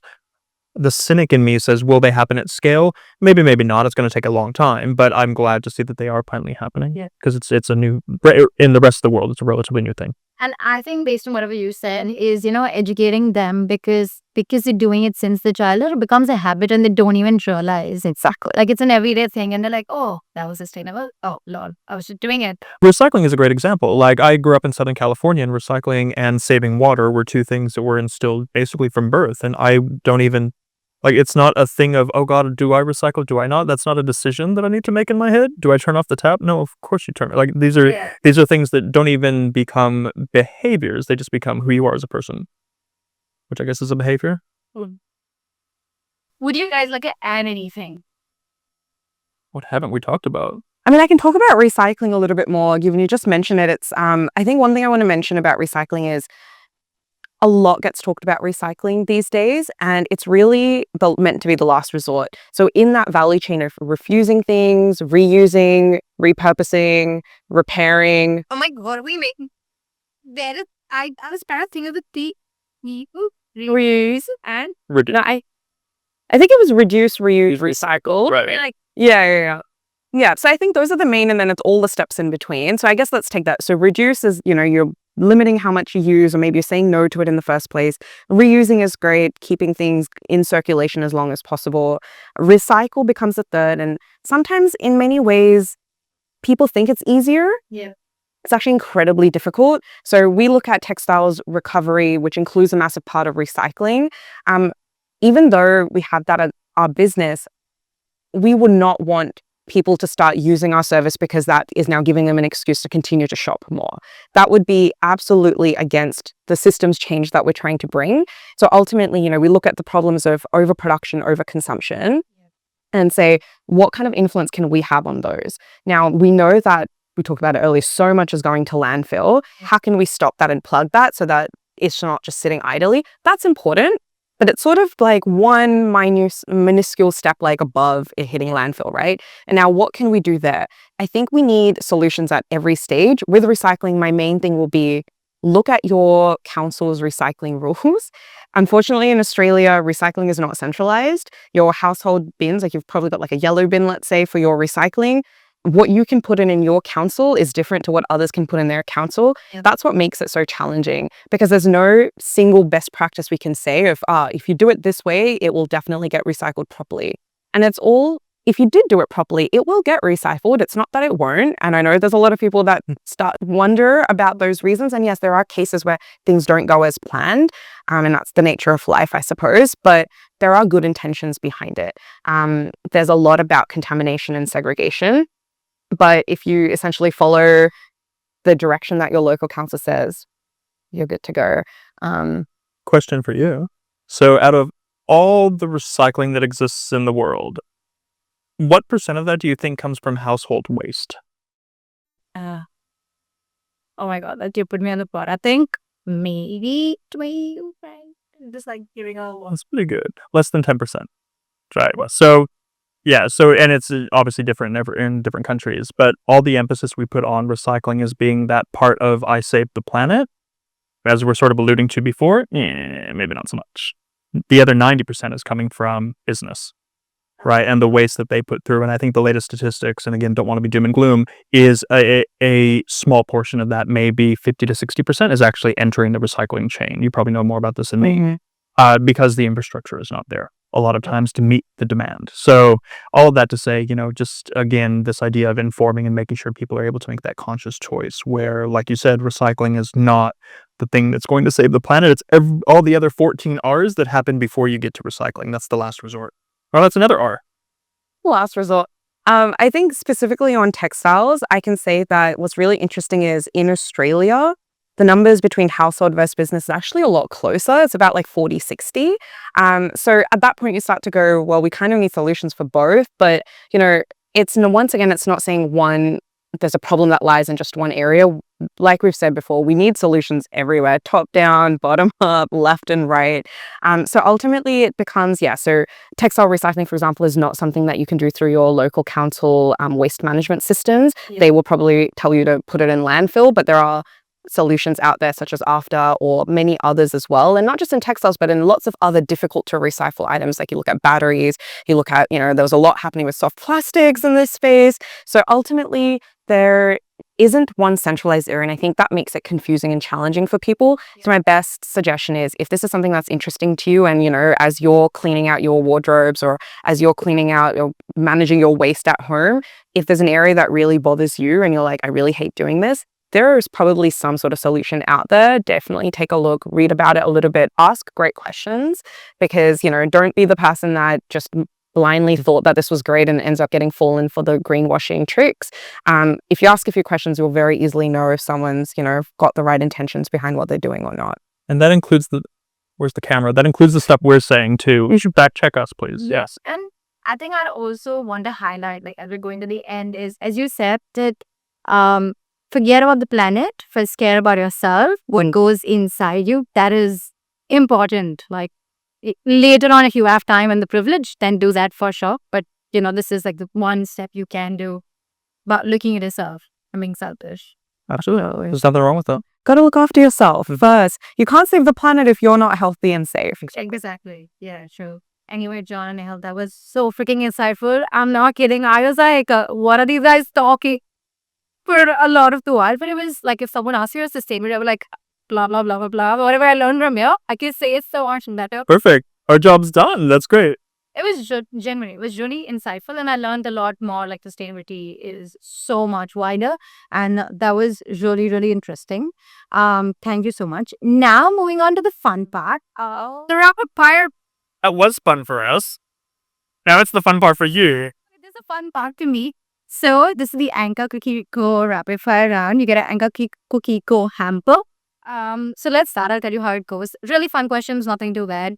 I'm gonna ask you a question. Don't worry, it's like easy. Put on the different hat. Okay, we got to get into the different mind frame now because these aren't sustainability, right? No. Okay. Oh, really? Oh, okay. Oh, no.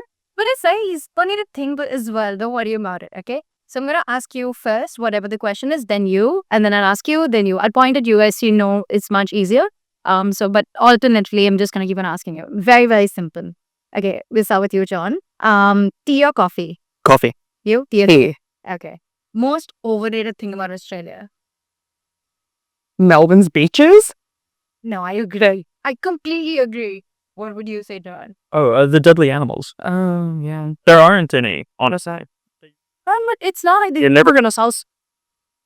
But yeah, the most underrated thing about Australia. The food culture actually. Yeah, Yeah. I agree. What would you say? This is not underrated. I was just going to say the peace and quiet. Yeah, it is. Sometimes it's too much for them. When coming from places of chaos like us, yes, but otherwise it's great. Yeah, it is great. If for 24 hours you could make something for $1, what would it be? To recycling be free for everyone. Textile recycling for all. But Sorry. Yeah, that's what I do is my consumption. Make it free. John, what would you do? I would make education free. That's even better. That's a lot better. I'm with him. He's like he has 1 point extra. I didn't want you going off another sustainability and no. What's your dopamine menu? Ooh. Oh god, I'm such a nerd. Crossword puzzles and reading. And traveling. Oh, that's sustainability guy. That's so much better than I was going to be like scrolling for hours on end on social media and Netflix and other streaming. That was going to be my real. I love doing that too. It's like like brainless for that. You're just like, Yeah. oh, so much going on. You don't know what the fuck you're gonna. No, not a clue. It's terrible. And there's such weird content. Like your sees like this person is famous for making this shit. Just that? I do it all the time. I get so angry. That's why I don't watch it. Yeah. Yeah. Okay. 3 brands that you think, 3 small brands or businesses that you think should be viral, like Australia based. Oh my God, I would say Ethique. They're closing down, so I'm really sad. Bring them back, someone. Ethique. That's all I can think of right now. No small other brands. Well, I don't consume very much stuff. Well, I would say like pretty much all of the products that I love consuming. So I love Ethique. I love like Sun Butter skincare. They do lots of sunscreen. Your restaurant at Cathay as well. I love Flyover Foodery in Sydney. Love them. Yeah, I need to go big. Yeah. What would you say, John? So Handsome Clothing. I basically just buy my clothes from them. It's a Melbourne brand. Super sustainable, honestly. Handsome. I love Handsome. I talk about them all the time. We'll give another shout out to Lucent Globe because we already talked about them. They're doing really well. And this is going to be probably controversial because I'm thinking about them as they were, not as they are. Aesop. Maybe not so much anymore. Sellouts. I get it. Not last one, after 2 more. If you could eat one thing for all your life, what would it be, John? Cuisine or dish? Dish. Ooh, tacos. Bhindi masala. Wait, this is very niche Indian dish. Or honestly, yeah. Honestly, any Indian cuisine, but yeah. You just sang one dish, but yeah, really masala. Okay. Not bad choice, but I'd go for pizza. Like, he says such a good thing, but you're vegans, vegan cheese. No, it's good. I like pizza too, but I don't crave it as much as I crave, some Indian dishes. Yeah. Yeah, or like pani puri, you know? Oh my god, I love finally. Let's not get there. Last thing. What's a sustainability myth? Sustainability myth. I mean, I guess the sustainability myth, yeah, that it's expensive and that it is always just a privilege, because I think there are so many ways you can be sustainable while being completely free and actually making it better for your life. So I think as much as there's some truth to it, I think there's also a myth. Yeah. Okay. What would you say? That you have to be perfect. I know we talked about it already. You don't have to do everything. Just do your little part of what you're passionate about, what you can contribute to, and don't feel like it all has to rest on your shoulders. There's an army of people out there doing it as well. Yeah, true. Amazing. That's it for the rapid fire rounds. I think by one point, as I say, I was really touched by John's answer of education. You have to get it. I was like, oh, I live a toad to showers. I live in the People's Republic of Northcote. You have to have as many toads as possible. Thank you. No, wait for that. I think if John puts one, put it down in the comment. If not, then goodbye. Anyway, thank you so much. Thank you so much, John and Nehal, for being here. It was totally candid and it's totally unfiltered.